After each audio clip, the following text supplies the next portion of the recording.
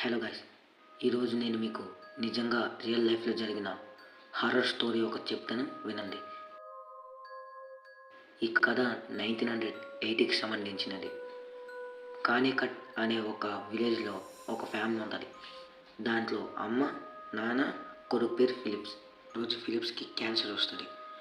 Cancer వ్యాధి కోసం doctor దగ్గరికి వెళ్తే డాక్టర్ సౌతింగ్టన్ అనే పట్టణం దగ్గరికి వెళ్ళమంటారు.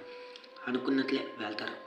కొన్ని రోజులు టైం కావాలి కదని రెంట్కి తీసుకుంటారు ఒక హౌస్ ఓనర్ చెప్తూ ఎందుకు ఆగిపోతారు. నిజం మొత్తం చెప్పలేదు.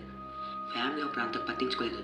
కొన్ని రోజులు గడిచాక, అంటే 2-3 డేస్ అయిన తర్వాత ఏయో వింత సౌండ్స్, పారానార్మల్ యాక్టివిటీస్ ఇవన్నీ జరగడం మొదలయ్యాయి. ఇదంతా చూసిన అమ్మకి ఎవరో కెమెరీనా అని పిలిచినట్లు కూడా అనిపించింది.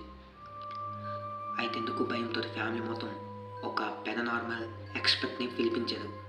అది వచ్చి ఏమన్నారంటే, స్టోరీ బాగుంటే పార్ట్ 2 అని కామెంట్ చేయండి ఫ్రెండ్స్.